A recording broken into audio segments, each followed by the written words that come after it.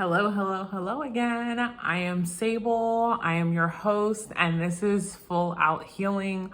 Welcome to my show. So, today's episode, the topic is I thought I healed that. Okay.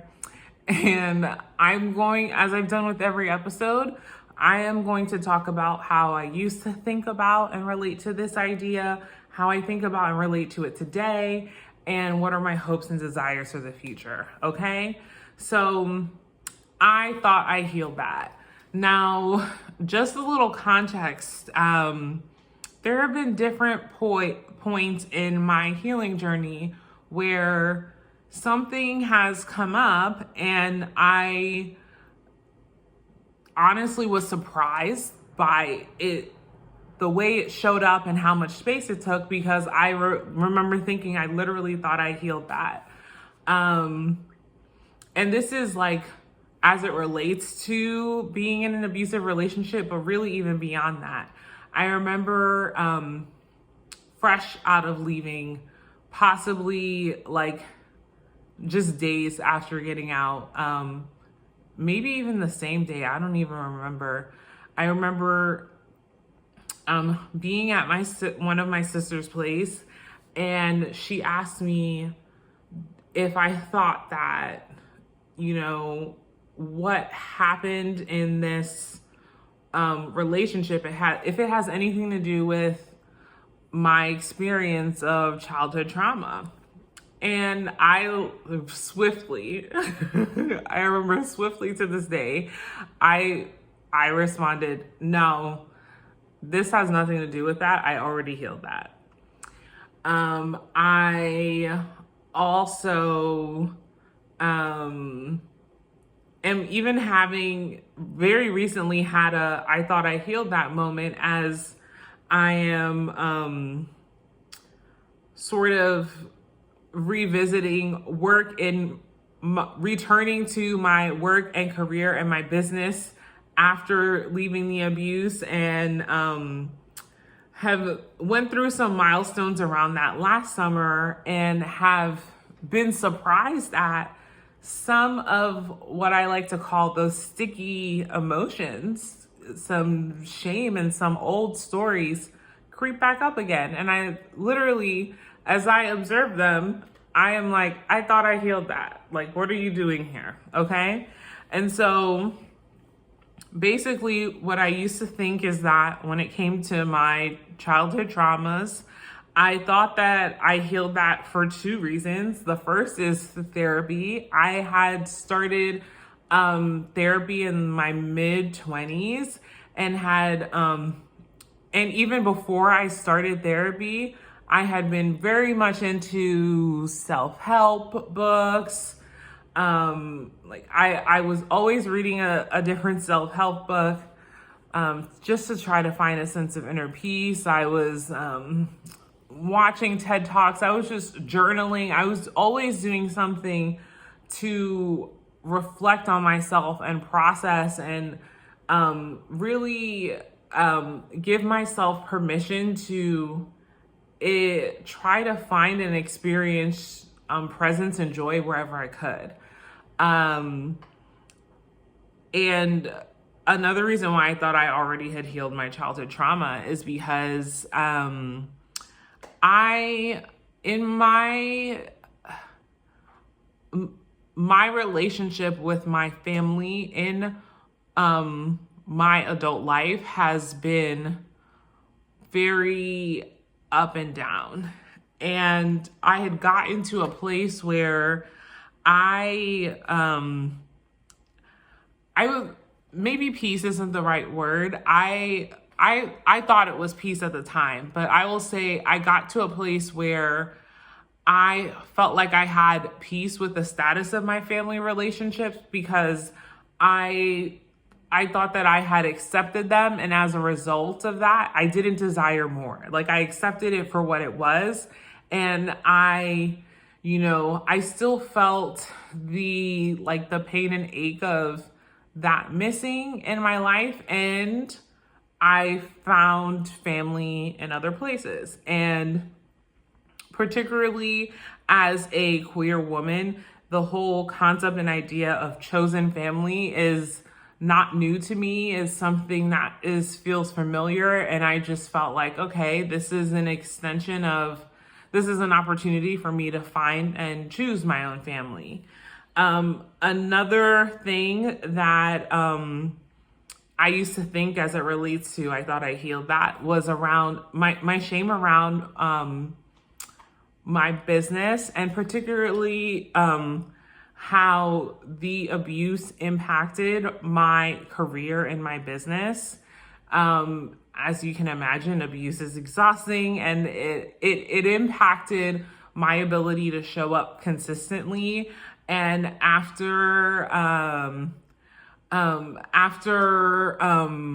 the aftermath of one particularly violent incident where my ex-wife almost killed me included, it had a devastating impact on my business. Like, I had to, I lost a significant opportunity and struggled to get back on my feet ever since.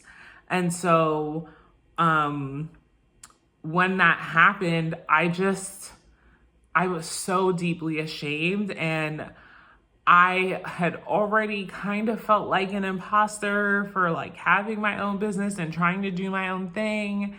And then this happened, and I think my own feelings of being an imposter kind of distracted me from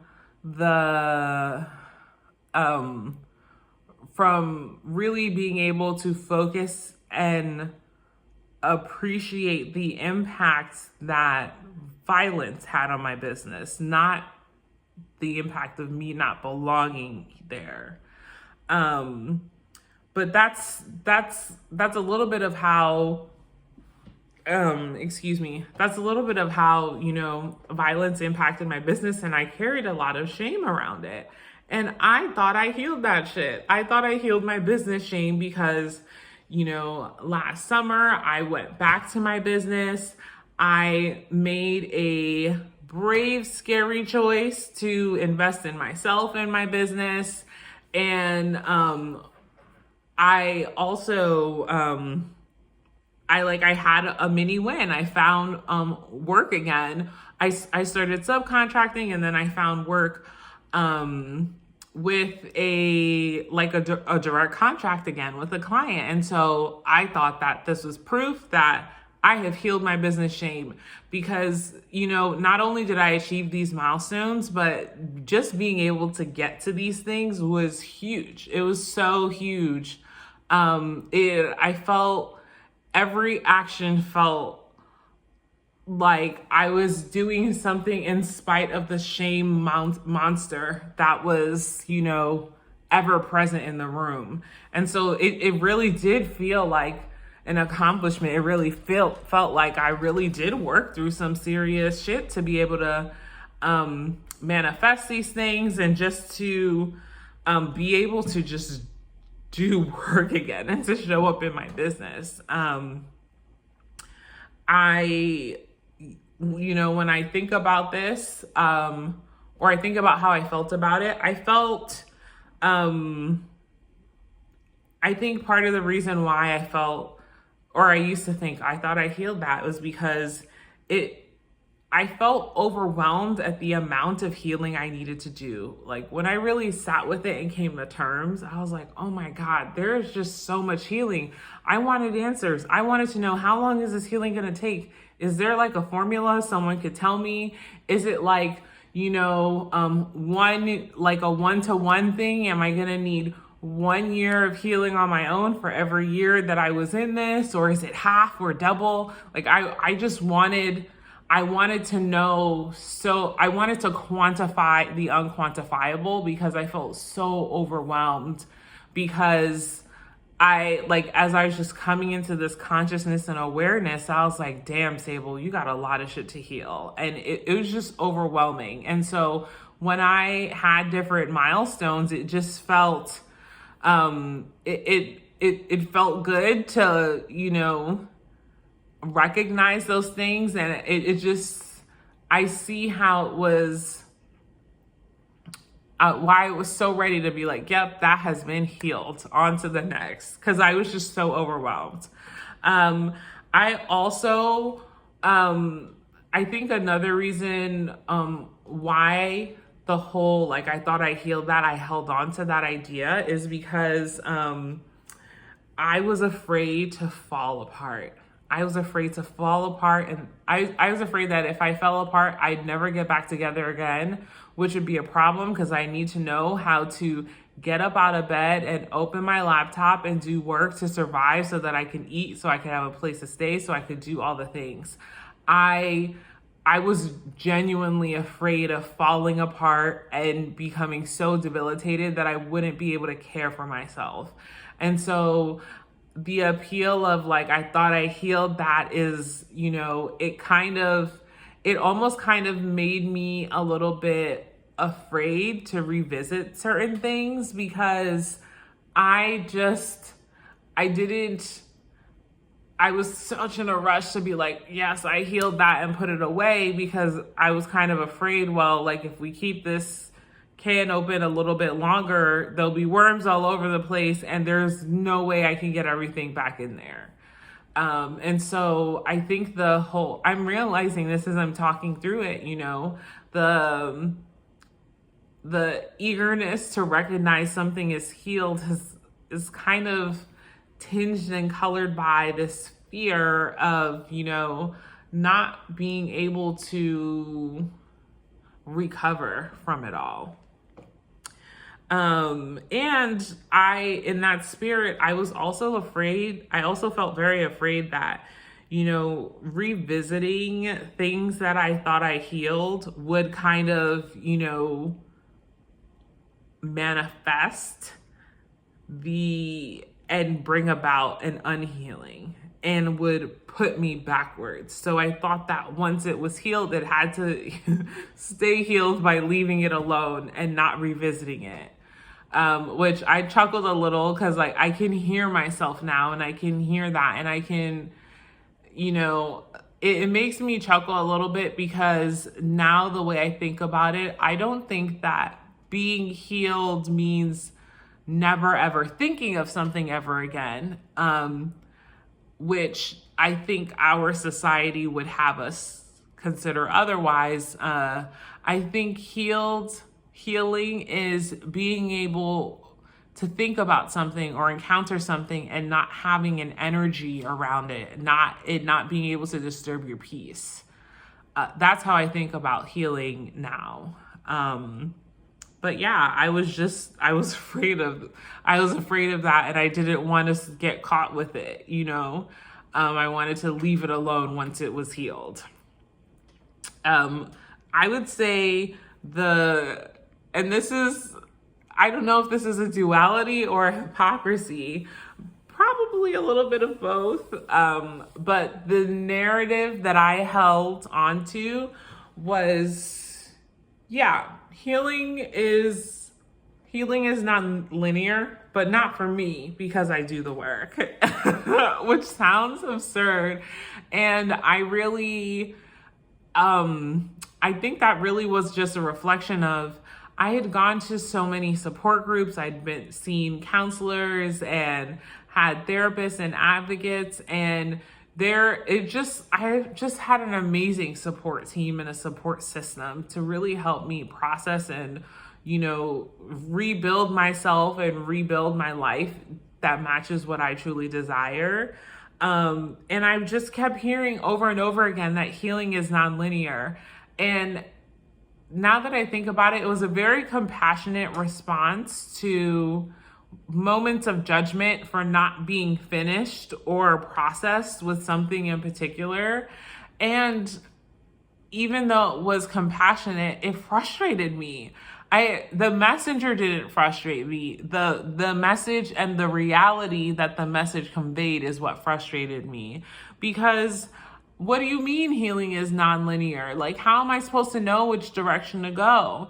And I also think that's why, like, I kind of had this duality, because I heard it, and I think on a deep gut level, I knew that shit was true. Like, I just accepted it and was like, oof, this shit is non-linear. Like, I knew it deep, and I think my reaction to that was, well, if I just go all in on doing the work and take my healing journey to like the umpteenth degree and get to that on that deep level, then you know what? Healing will be, I will be able to escape that because I'm putting in so much work. Which I don't think I consciously thought of that, and I was very motivated to do this healing work for the simple fact of, you know, my life had already completely fallen apart into shambles. So I'm like, well, I'm here. What else am I gonna do? So I was committed to doing that work, especially since I didn't want to be here again. And that's why I didn't want to rush it, because it's like I don't want to be here again, and I'm not going to be here again, which means I will take my sweet ass time in doing everything that needs to be done here, because I'm not revisiting this shit. And I also think that's why a little bit of why I didn't want to accept that healing is not linear, because being where I was so fucking hard and so painful and so gut-wrenching that I thought, you know what? I can commit to doing it hard once, but I don't want to do this again. And it seemed as if accepting healing as non-linear meant that I'd be accepting that I keep doing this hard work over and over again, forever and always. And that just was not it for me. Beliefs that I had that surrounded this idea of, oh, I thought I healed that, was I do think I believe that revisiting a certain theme or a sticky feeling or reopening it is a backtrack. Like, I definitely thought that was backward progress. I also used to believe that it's wild to say this, but I really did believe that if I chose to do intense healing on my terms, that I will be able to control the timeline of my healing and the outcome of my healing. I'll be able to control what it looks like.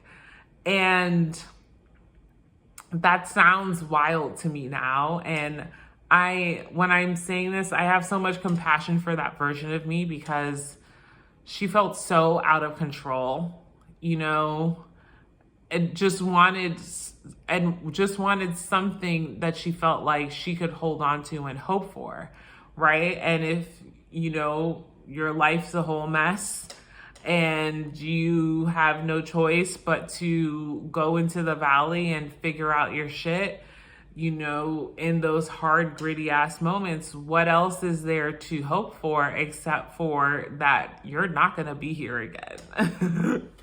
And so it's interesting to notice all of this stuff, how this is swirling around. But I have compassion for that table, because, you know, I think I'm realizing I thought I healed that is kind of like a coping response to how painful so much of the work that I was doing am doing it. Now, today, I would say I relate to this differently. When I think about the whole I thought I healed that, today I think, you know, I accept and I understand that I healed everything I had access to. I really used to be preoccupied and scared that if something popped up again, that means that I didn't do the work the first time. I didn't heal that the first time. And even worse than all of that is that I've been walking around with the delusion. I've been delusional about the work that I've done, and I'm just popping up being surprised. How delusional is that? No, now I understand that I have, at every point in my journey, I have healed all that I have had access to, and that, surviving abuse has revealed a new layer to me that was previously unseen, like that I previously wasn't able to see or access. And because of that, that also means that the healing that I've done before, it doesn't mean that it doesn't matter or that it didn't happen. It happened on the level that I had access to. And that's it. Like, no heat, no judgment. That is what it is. I also now think that I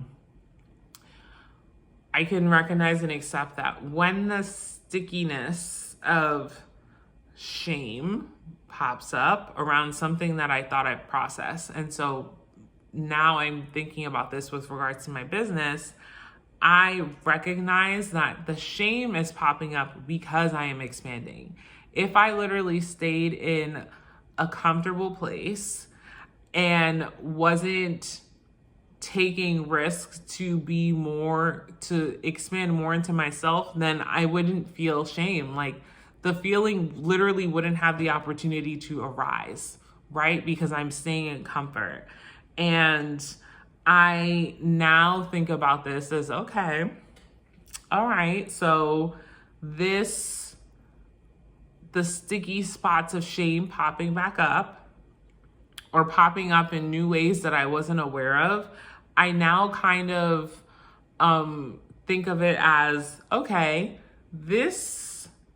whatever expansion is happening for me right now is surfacing some old associations that no longer serve me, but are still here.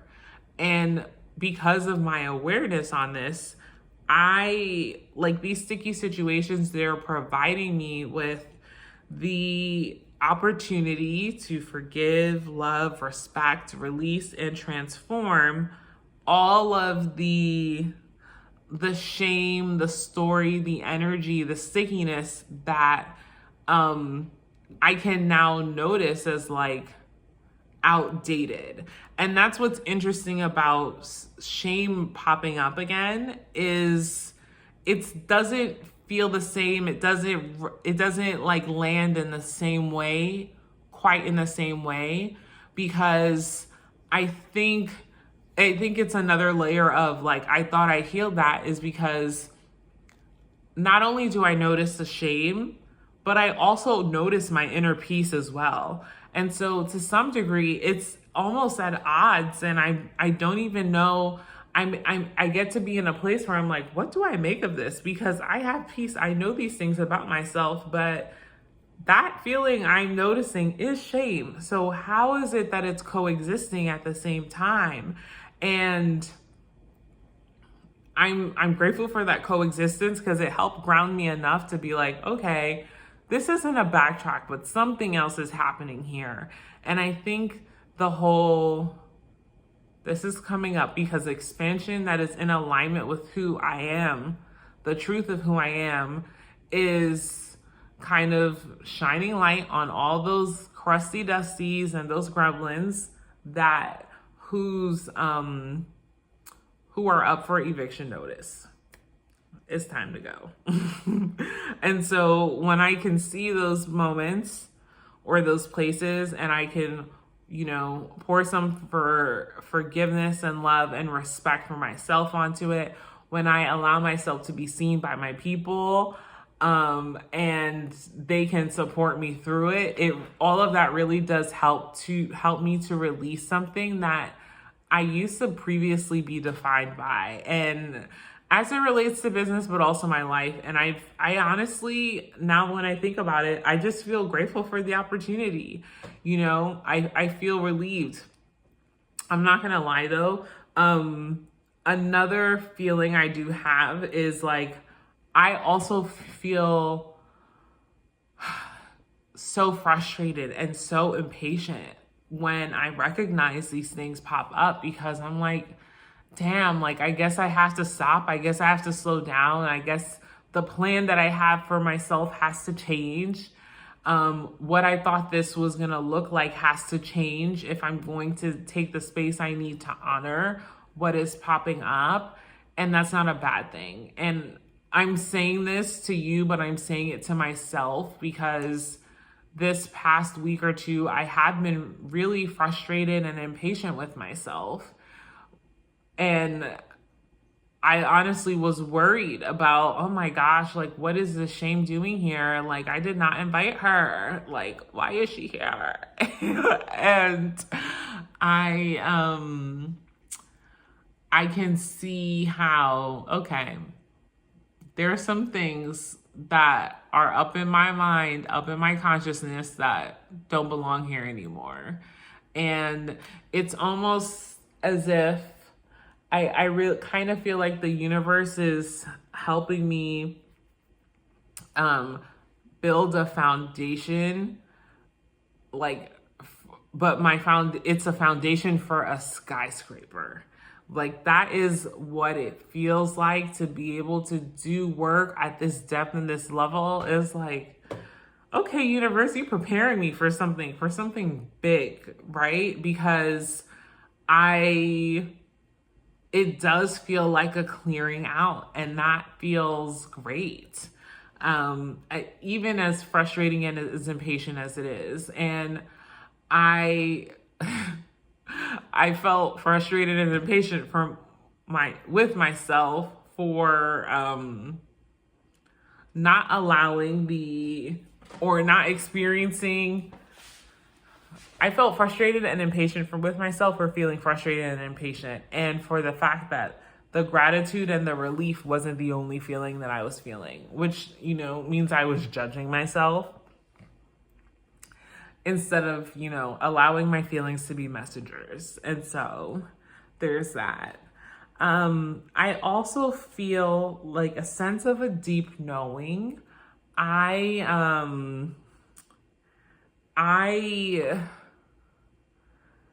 kind of alluded to it earlier, right? But when the shame creeps up, it's like, what are you doing here? Like, I don't identify with it, but I know it's here.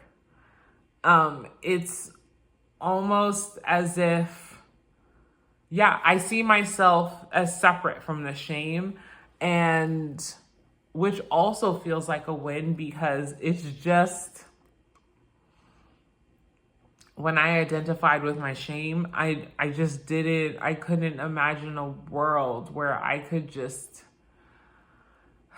be outside of it. It's just so debilitating, But I do have to say, I do have this sense of a deep knowing, because when I can remember long enough to not get lost in it, or have the support I need to step out of it, literally this week, I was just able to remember, I actually know how to look at the ugly, hurtful, harmful parts or feelings. I know how or stories or narratives or whatever. I know how to look at those parts of me and to love those parts into healing, and to have compassion for those parts into freedom. I know how to do that. And it's kind of, I know that I know how to do that because healing's not linear, which means I've done this before, and I've worked myself through this, which means I have the evidence and receipts to know that I have the capacity to handle this. And not only do I have the capacity and the receipts, I can speak to my deepest fear, and I know that it's not going to kill me. I trust that I won't die by looking at this shame, because I have done it before, and I am alive to tell the tale. And I'm not going to lie, it feels pretty cool to know that. Which is a great transition into the narratives I hold now, is that, healing is non-linear, even for me. And I now think about it, okay, I now understand that those sticky parts, I now understand that those sticky parts I now receive those as sort of like a, hey, here's a moment, here's an opportunity for healing. And not just healing, it means that I'm expanding into my desires. And that's why the shame is popping up. If I stayed in my little old corner, in my little old lane, it probably wouldn't have come up. And so I'm learning to relate to it a little bit differently and relate to it as, oh, this is a sign that I'm choosing a brave thing that's meant to serve me. And that's beautiful. I now believe, I begrudgingly came to the belief and understanding that healing will happen on its own timeline. That's just what it is. And of course, I know that I can do things to double down on my commitment to healing, but I can't control the outcome. I cannot control the timeline. I have to trust, or I now trust that whatever pops up is not because the timeline is messed up. It's because I'm now like I'm going to tell you how I talk about it. Okay. So I kind of think that my subconscious trusts me enough to let me know and see something because she believes that we're ready to release, that we're ready to heal it. And I'm starting to think, like I talk to that, my subconscious, my little Sable, and I just say, thank you for trusting me with this feeling. Like, I know it's really hard to let me know because I haven't, let you feel. I haven't let you have the space to be where you are. And I've shamed you for not being where I say we need to be. And so, that's kind of the conversation I have with myself when stuff like that pops up. And it's really interesting to have the feeling of like, almost like a relief that it's okay to feel insert shitty thing and to honor it as thanks for trusting me. It goes a really long way. I also fundamentally believe that the universe has my back. The life has shown me that, especially these past 18 months. And even as I continue to process the relationship, I see the different ways the universe has my back. And when I can sit in that and really hold that to be true, then I have more peace with the nonlinear nature of healing. Because in some way, this thing popping up again is meant to serve me. And that's all it means. It doesn't mean that none of the other stuff, the other healing didn't happen or wasn't effective or important or anything like that. My hope for the future is I really hope that I remember grace. I really hope that I remember to give myself grace, to hold grace for myself. I feel like I'm really good at lots of other things, and I really hope that I make a habit out of grace. I'll say it like that. And and this is for, I'm going to say heroes and icons, but heroes or icons are whoever we choose for them to be. And so I really hope that anyone who is like a hero or icon, or someone who we have chosen as our heroes and icons, I really desire for them to show up with a certain level of vulnerability that helps demonstrate that healing is a journey and not a destination or a checklist. there's just something about being able to connect with people, whether personally or in a group setting or through the art they create or whatever they put into the world. It's just something to be able to see someone further along the journey and see their humanness and the things that they still struggle with, or the things that they naturally do that I might hold judgment for myself for. I think that that vulnerability and honesty around that really helps with demonstrating that healing is a journey, not a destination or a checklist. And as a survivor,